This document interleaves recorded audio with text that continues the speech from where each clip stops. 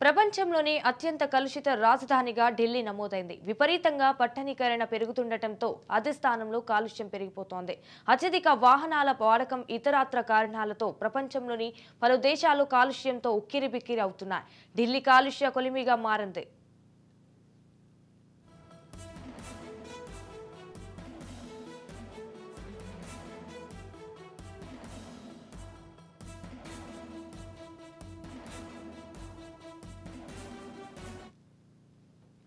బీహార్లోని బెగుసరాయ్ ప్రపంచంలోనే అత్యంత కలుషిత మెట్రోపాలిటన్ ప్రాంతంగా అవతరించగా ఢిల్లీ అత్యంత పొల్యూషన్ రాజధాని నగరంగా గుర్తించబడింది. స్విస్ సంస్థ IQ Air World Air Quality Report 2023 World Air Quality Report 2023 ప్రకారం బంగ్లాదేశ్ క్యూబిక్ మీటర్కు 79.9 మైక్రోగ్రాములు, పాకిస్తాన్ క్యూబిక్ మీటర్కు 73.7 మైక్రోగ్రాములు తర్వాత 134 దేశాలలో భారతదేశం 3వ స్థానంలో నిలిచింది.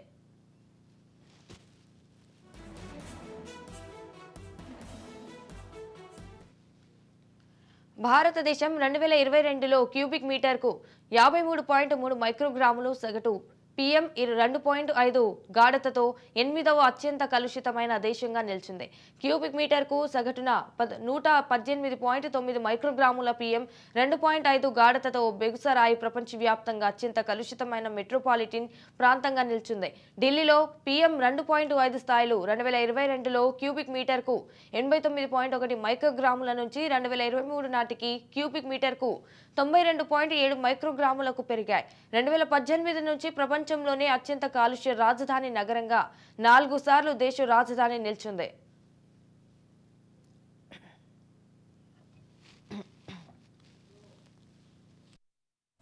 ఆరోగ్య సంస్థ WHO సిఫార్సు చేసిన వార్షిక మార్గదర్శక స్థాయి క్యూబిక్ మీటర్కు 5 మైక్రోగ్రాముల కంటే భారతదేశంలో 1.36 బిలియన్ల మంది ప్రజలు PM 2.5 సాంద్రతలను అనుభవిస్తున్నారని నివేదిక తెలిపింది. అలాగే 1.33 బిలియన్ల మంది ప్రజలు భారత జనాభాలో 96% మంది గాలి కారణంగా ఇబ్బందులు పడుతున్నారు.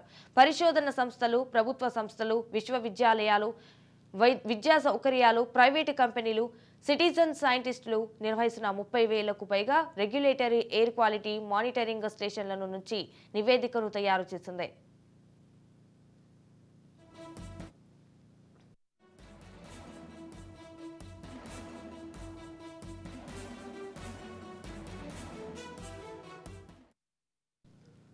వాయు కాలుష్యం మానవ ఆరోగ్యానికి అతిపెద్ద పర్యావరణ ముప్పు. WHO గణాంకాల ప్రకారం ప్రపంచవ్యాప్తంగా ఏటా 7 మిలియన్ల అకాల మరణాలకు వాయు కాలుష్యం కారణమని అంచనా. ఇక PM 2.5 వాయు కాలుష్యానికి గురి కావడం అనేక ఆరోగ్య పరిస్థితులకు దారితీస్తుంది. వీటిలో ఉబ్బసం, క్యాన్సర్, స్ట్రోక్, ఊపిరితిత్తుల వ్యాధి ఉన్నాయి.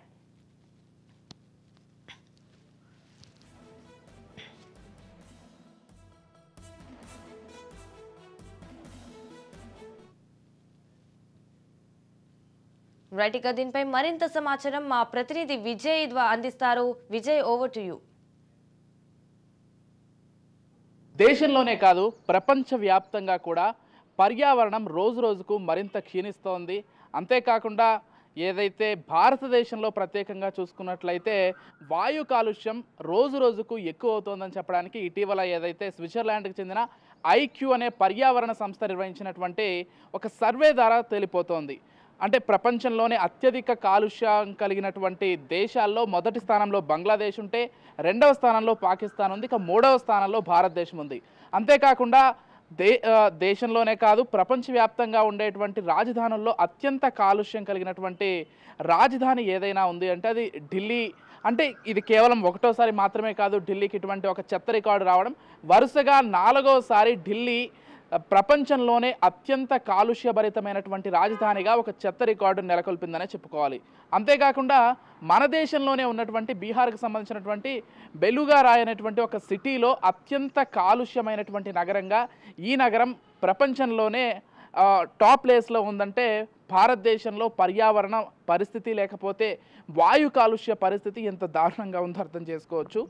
ఇకపోతే ఈ ఏదైతే ఇప్పుడు మనం మాట్లాడుకున్నట్టు వాయు కాలుష్యానికి గల ప్రధాన కారణాలను చూసుకున్నట్లయితే ఎక్కువగా వాహనాలు వాడడం కావచ్చు, లేకపోతే ఎక్కువగా ఫ్యాక్టరీలు ఉండడం కావచ్చు, ప్రజలకే కాదు ప్రభుత్వాలకు కూడా సరైన అవగాహన లేదేమో వాయు కాలుష్యం పట్ల అని అనిపిస్తోందండి. మొత్తం ఇంతలా భారతదేశంలో వాయు కాలుష్యం పెరిగిపోతుందంటే ఇవన్నీ కూడా కారణాలుగా మనం చెప్పుకోవచ్చు. అయితే ఢిల్లీ గత 4 సంవత్సరాలుగా టాప్ ప్లేస్లో ఉంటోంది వాయు కాలుష్యానికి సంబంధించి. 1 క్యూబిక్ మీటర్కు సంబంధించి దాదాపు 92కు పైగా మిల్లీగ్రాములకు పైగా వాయు కాలుష్యం ఉందంటే పరిస్థితి ఎంత దారుణంగా ఉందో అర్థం చేసుకోవచ్చు. ఇక బెలుగారాయి అయితే ప్రపంచంలోనే మెట్రోపాలిటన్ సిటీస్లో అత్యధిక వాయు కాలుష్యం కలిగినటువంటి నగరంగా రికార్డు నమోదు చేసుకుంది. కేవలం ఢిల్లీ బెలుగారాయికి సంబంధించి మాత్రమే కాదు, భారతదేశంలో ఉన్నటువంటి అనేక నగరాల్లో ఈరోజు వాయు కాలుష్యం అత్యంత విపరీతంగా పెరిగిపోతోంది. అక్కడ ఉన్నటువంటి స్థానిక ప్రభుత్వాలు కూడా దీనిపైన కనీస స్పందన కావచ్చు, కనీస చర్యలు కావచ్చు తీసుకోనటువంటి ఒక పరిస్థితి నెలకొందంటే పరిస్థితులు ఎంత దారుణంగా ఉన్నాయో అర్థం చేసుకోవచ్చు. ఇక పక్క దేశాలైనటువంటి పాకిస్తాన్ కావచ్చు, బంగ్లాదేశ్ కావచ్చు, అక్కడ కూడా పరిస్థితులు అంతే దారుణంగా ఉన్నాయి. అంటే దక్షిణాసియా దేశాల్లో ఏమాత్రం వాయు కాలుష్యానికి సంబంధించి లేకపోతే కాలుష్యానికి సంబంధించి అవగాహన లేదు పాలకుల్లో అని చెప్పడానికి ఇది ఒక నిదర్శనంగా మనం భావించుకోవచ్చు. అయితే స్విట్జర్లాండ్కి చెందినటువంటి ఐక్యూ సంస్థ ఈ మొత్తం పరిశోధన చేసిందని చెప్పుకోవాలి. గతంలో నుంచి కూడా ఈ పరిశోధనలు చేస్తోంది. ఈసారి అంటే 2023 నివేదికలో ఈ తాజా అప్డేట్స్ అయితే మనకు వచ్చాయి. పోతే ఈ మొత్తం వాయు కాలుష్యం కావచ్చు లేకపోతే ఈ పర్టికులర్ కాలుష్యాలు కావచ్చు తగ్గడానికి మనం ఎక్కువగా నగరాల్లో కావచ్చు, పట్టణ ప్రాంతాల్లో కావచ్చు చెట్లు నాటడం ఎక్కువగా చేయాల్సి ఉంటుంది. దాంతోపాటుగా వాహనాలను అంటే ఎవరికి వారుగా కార్లు, బైకులపై వెళ్లకుండా ఎక్కువగా పబ్లిక్ ట్రాన్స్పోర్ట్ను వినియోగించుకుంటే ఇటువంటి కాలుష్యం కొంతమేర తగ్గే అవకాశం అయితే ఖచ్చితంగా ఉంటుంది. అంతేకాకుండా నగరాల్లో ఉండేటువంటి వాళ్ళు ఎక్కువగా తప్పనిసరిగా మాస్కులు ధరించాల్సినటువంటి అవసరం కూడా ఉంది. ఎందుకంటే ఈ వాయు కాలుష్యం వల్ల ఎక్కువగా ఊపిరితిత్తులు దెబ్బతినడం కావచ్చు, లేకపోతే ఆస్తమా రావడం కావచ్చు, కొన్ని రకాల వాయు కాలుష్యాల వల్ల క్యాన్సర్ వచ్చే పరిస్థితి ఉందని కూడా కొంతమంది పరిశోధకులు భావిస్తున్నారు.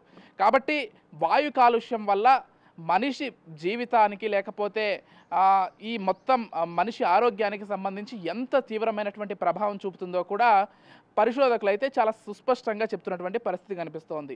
దీంతో పాటుగా ఏదైతే మనం చెప్పుకున్నట్లుగా ఊపిరితిత్తులకు సంబంధించి ఎక్కువగా ఈ ప్రభావం ఉండే అవకాశం ఉంది. కాబట్టి ఎక్కువగా మాస్కులు ధరించడం వల్ల దీన్ని కొంతవరకు నివారించుకోవచ్చు. కాకపోతే అంటే నివారణ చర్యలు పక్కన పెడితే అసలు ప్రభుత్వాలు కూడా ఎంతవరకు ప్రజల నుంచి కాకుండా ప్రభుత్వాలు కూడా దీనికి సంబంధించి ఎంతవరకు అవగాహనతో ఉన్నాయి, దీనికి సంబంధించి ఎంతవరకు నియంత్రించే వ్యవహార శైలిలో ఉన్నాయంటే గత 4 సంవత్సరాలుగా ఢిల్లీ ప్రపంచంలోనే అత్యధిక కాలుష్య నగరంగా లేకపోతే కాలుష్య రాజధానిగా గత 4 సంవత్సరాలుగా వరుసగా టాప్ ప్లేస్లో వస్తుంటే ఇప్పటి వరకు కూడా దానికి సంబంధించి సరైన చర్యలు తీసుకోకపోవడం అనేది కొంత విమర్శనాత్మకంగా కూడా ఉంటుంది. అంటే ఢిల్లీ ప్రభుత్వానికి సంబంధించి కావచ్చు, అటు కేంద్ర ప్రభుత్వానికి సంబంధించి కావచ్చు, ఎందుకు ఇంతలా కాలుష్యం విపరీతంగా పెరిగిపోతుంది, అది కూడా ముఖ్యంగా వాయు కాలుష్యం ఎంత విపరీతంగా పెరిగిపోతున్నా కానీ ఎందుకు ప్రభుత్వాలు పట్టనట్లే వ్యవహరిస్తున్నాయని కూడా ఒక విమర్శ గట్టిగా వినిపిస్తోంది. ఏదైతేనే అంటే ప్రపంచంలో అనేక పెద్ద పెద్ద నగరాలు ఉన్నాయి. ఇప్పుడు అమెరికాలో చూసుకున్నా కావచ్చు, లేకపోతే యూకేలో చూసుకున్నా కావచ్చు, ఢిల్లీని మించి అంతకంటే పెద్ద పెద్ద నగరాలు ఉన్నాయి. కానీ అక్కడ కాలుష్యం లేదు, ఇక్కడ కాలుష్యం ఉందంటే ఇక్కడ ప్రజలకు కావచ్చు, ప్రభుత్వాలకు కావచ్చు సరైన అవగాహన లేకపోవడమే ప్రధాన కారణంగా భావించవచ్చు. అయితే మొత్తంగా భారతదేశంలో కేవలం ఢిల్లీ కాకుండా ఇటు బెంగళూరు కావచ్చు, హైదరాబాద్ కావచ్చు, చెన్నై లాంటి సిటీల్లో కూడా వాయు కాలుష్యం కొంత ఎక్కువగానే ఉందని చెప్పుకోవాలి. స్విట్జర్లాండ్కి చెందినటువంటి ఐక్యూ సంస్థ చేసినటువంటి పరిశోధనలో ఈ విషయాలు కూడా వెలుగు చూశాయి. కాకపోతే ఢిల్లీ టాప్ ప్లేస్లో ఉంది కాబట్టి ఎక్కువగా ఢిల్లీ పేరు వినిపిస్తోంది. ప్రపంచంలోనే ఎక్కువ కాలుష్యం ఉన్నటువంటి నగరంగా ఢిల్లీ ఫస్ట్ ప్లేస్లో ఉంది కాబట్టి ఎక్కువగా ఢిల్లీ పేరు వినిపిస్తోంది. కాకపోతే నేను అన్నట్లుగా ఇప్పుడు సౌత్ ఇండియాలో ఉన్నటువంటి కొన్ని స్టేట్స్కి సంబంధించి కూడా వాయు కాలుష్యం కొంత విపరీతంగా ఉన్నటువంటి పరిస్థితి కనిపిస్తోంది. ముందుగా మనం చెప్పుకున్నట్లుగా ప్రజలు కావచ్చు, లేకపోతే ప్రభుత్వాలు కావచ్చు, పబ్లిక్ ట్రాన్స్పోర్ట్ని ఎక్కువగా ఎంకరేజ్ చేయడం కావచ్చు, లేకపోతే ఫ్యాక్టరీలకు సంబంధించి ప్రధానంగా ఇష్టం వచ్చినట్లుగా వాయు కాలుష్యాన్ని చేయడంలో కొన్ని ఫ్యాక్టరీలు ప్రధానంగా వాటి పాత్ర పోషిస్తున్నాయని చెప్పుకోవాలి. ప్రభుత్వాలు వాటికి సంబంధించి సరైన చర్యలు తీసుకుంటే ఖచ్చితంగా కొంతమేర ఇది నియంత్రించే అవకాశం కూడా ఉంది. అంటే మనం ఢిల్లీ విషయాన్ని ప్రధానంగా ప్రస్తావిస్తున్నాం కాబట్టి యమునా నదికి సంబంధించి లేకపోతే గంగా నదికి సంబంధించి కేవలం వాయు కాలుష్యమే కాదు, అటువంటి ఫ్యాక్టరీల నుంచి వచ్చేటువంటి కొన్ని వ్యర్థ పదార్థాల వల్ల నీటి కాలుష్యం కూడా విపరీతంగా జరుగుతోంది. మొత్తంగా ఈ వాయు కాలుష్యం పట్ల ప్రభుత్వాలు ఇప్పటికైనా కానీ సరైన చర్యలు తీసుకొని ఖచ్చితంగా వాయు కాలుష్యాన్ని తగ్గించే దిశగా ఒక అడుగు ముందుకేయాల్సినటువంటి అవసరం ఎంతైనా ఉంది. అంతేకాకుండా నగర ప్రాంతాల్లో, పట్టణ ప్రాంతాల్లో ఎక్కువగా చెట్లను నాటాల్సినటువంటి అవసరం కూడా ఉంది. తద్వారా కార్బన్ డైఆక్సైడ్ శాతం కొంత తగ్గేటువంటి అవకాశం ఉంది. దాని ద్వారా పర్యావరణాన్ని కొంతవరకైనా మనం కాపాడుకోగలిగే అవకాశం అయితే ఖచ్చితంగా ఉంది.